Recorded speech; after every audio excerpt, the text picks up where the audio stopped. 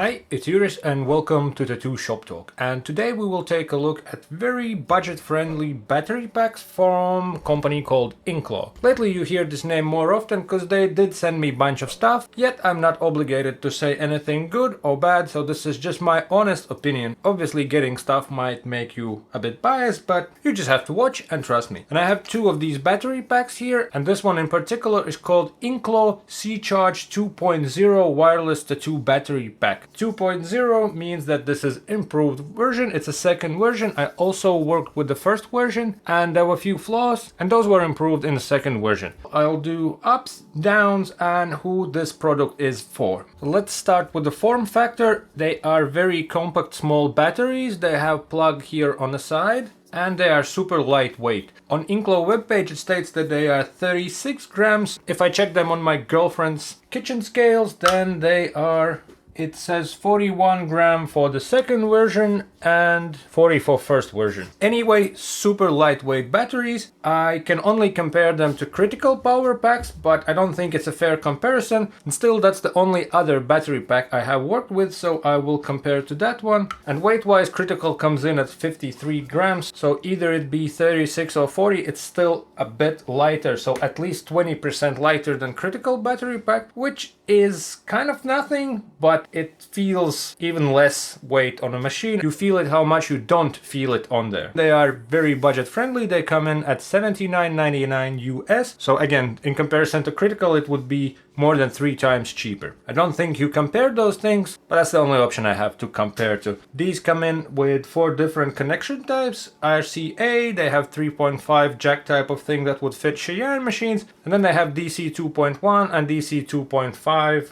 connectors, which I have no idea what they are. I've never seen a machine with one, yet you can check on their webpage and it's all there. From practical side, from working with them, they are what it is. It's just a small lightweight battery pack. It's never in a way. You charge it with USB-C. I don't think a cable is included, but you have to keep those costs down, so you can't complain about that. USB-C cable is on the back, and then the screen is the screen that is intended to be looked at sideways. On and off button, and voltage up and voltage down, because some battery packs are more intended to be looked this way.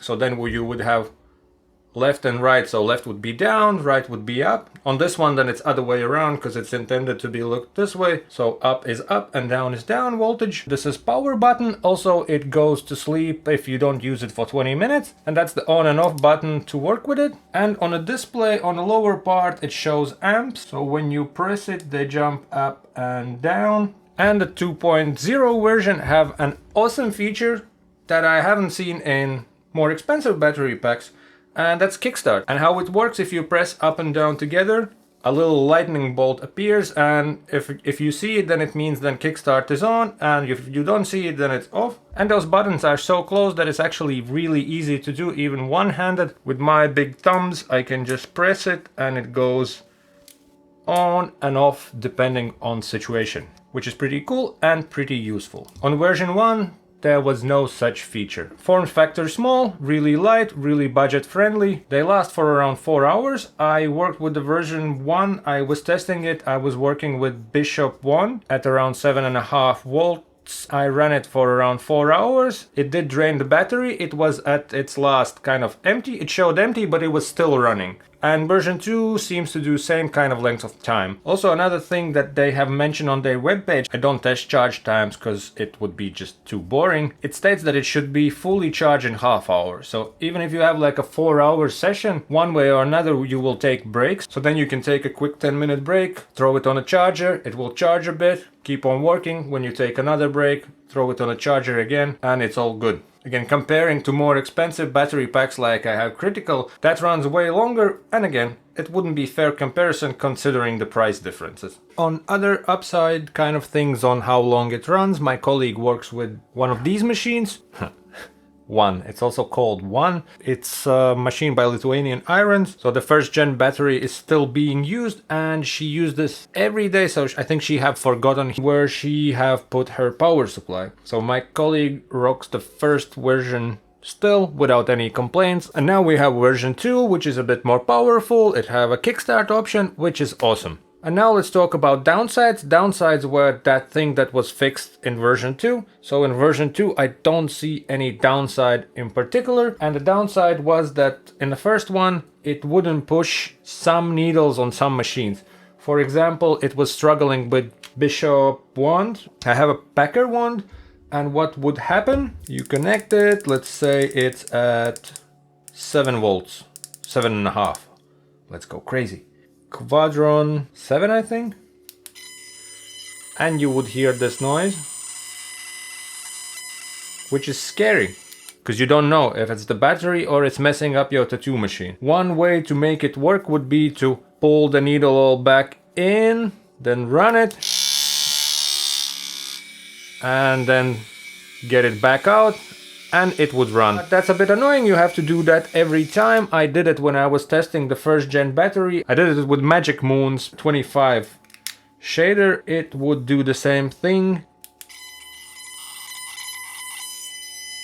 Not starting. And I did the whole 4 hours. Kind of every time I needed to stop, I would loosen it up, run it, and then get it back to the length that I need. Or if you want to be all adventurous, then you could do start to run it and then put cartridge in, which I don't think it's a smart idea to do. You can damage yourself, and we don't want needles stabbed in our fingers. Yet in version 2 that is fixed. So Magic Moon seems to be, at least was pretty tight cartridge needles.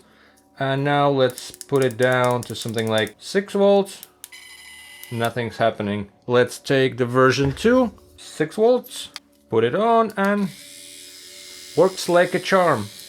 I also noticed, but maybe that's just a particular unit. First generation, the connector was a bit more loose, and this one is a bit more tight, which is also good. Let's try with the Quadron needle with the new version 2 battery pack. 5.5 volts without kickstart. Works fine. 4. Works fine. It works, it pushes those needles that it couldn't with machines like Packer. Obviously it works fine with like one from Lithuanian Irons, with Cheyennes that had never had issues. Previous model had a problem also with Injecta, with a bit of that weird noise. And let's try a new one, 6 volts. No problemo. If anyone wants more detailed like data on numbers type of a thing, then you can check their webpage. It's everything like 1300 milliamp battery, works from 3 to 15 volts, which is nice. Have all those connections, there's all the dimensions. From practical side, comparing to this type of a connection where it's underneath, for those people who like to back their machine and a battery in one sleeve, this wouldn't work as well. This puts battery a bit on the side, then it sticks out here, so you either need some different method or a wider sleeve type of a thing. That's not a problem for me. I never use it that way because I find annoying that when you start to adjust this, then you have to also turn this to see what's the readings, and that's not a problem for me. What I do, I pack the machine in a clipcord sleeve, and on the battery itself I put the sticky plasticky thing, and you can wrap it around nice from all the sides, and even with the doubled wrap over the screen you can still see all the readings. Speaking of downsides, obviously comparing to more expensive units, this is really small screen, so you have to kind of look into it to see what's going on. You can still see it, it's just smaller. And it has that extra reading of amps, which some people might find useful. And the downside that first version did have was sorted in second one, and by the time that I found out that that's actually an issue till I started to work with this machine, I found that it doesn't work with all needles at all times. I reached out to the company and they did say that they have heard about problem with wands that it wouldn't push, and they are working on version 2, and it was in a span of like 3-4 weeks when they were already fixing the problem, which means that they listen to feedback and they work and improve their product, which is always good news that company is looking to improve and try to push their product in the market, working on the new stuff, on the new solutions, and all the new good stuff. For the form factor, connector is a bit on the side. For some it might be an issue, but really it's not issue at all. Also, when you work with this type of a machine, somehow puts me off. I don't like the way it looks. I don't like the the very 90 degrees angle type of a thing, that it's as long here and as long there. Especially working with these batteries, they are just so light that you don't feel it at all. And which is a upside of this type of a work. With pens, you don't know which way your needle is orientated, so you work with the pen and then you start to twist it and turn it, and sometimes it goes off. You always know that machine is on this angle, so let's say Magnum or whatever needle will be flat like that. Same thing applies to injector type machines or ones, and kind of super comfortable to work with these. It's there, it's not in a way, it's easy to pack in regards packaging, super easy to pack. So you have your machine, especially if you use disposable grip. For people who don't use disposable grips, they pack the way they pack. But with this type, disposable grip, battery, throw on machine bag, and that's basically it. For extra peace of mind, you can put either a tape or extra rubber band. This is ready to go. You can still see all the numbers, beep boop, beep boop, and work away. Same thing applies with injector, disposable grip, bag, bim, bam, boom. With these batteries you can also even unleash, so to say, direct drives with RCA connectors. This is Dan Cuban, fits kind of nicely, you don't feel much of a weight.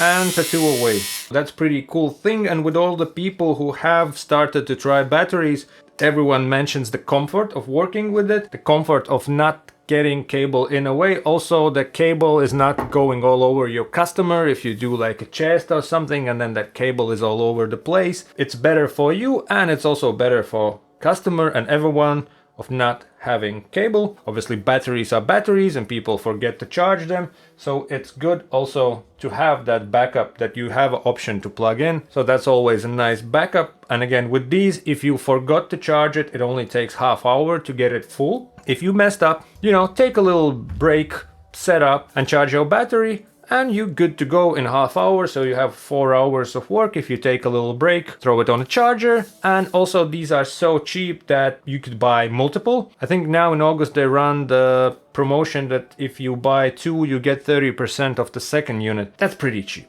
Like comparing to other bigger brand battery packs, you can buy 3 for price of 1 of those. But for those who want to try or who need multiple, or let's say you are traveling, you can just order some, and if you lose or if it gets lost in travel or broken, it's not a big deal. It's not such a big investment. And on that note, we can sort of slide into last segment, who this battery pack is for. Obviously it's for everyone who's tattooing. Obviously your mindset on what brands you try, but this would be really a good product for those who want to try. So it's not such a big investment. Instead of paying like $250 for one battery pack, you can buy one for $80. And on their webpage there's a free shipping from certain amount. You can chip in with colleagues, buy few of those units.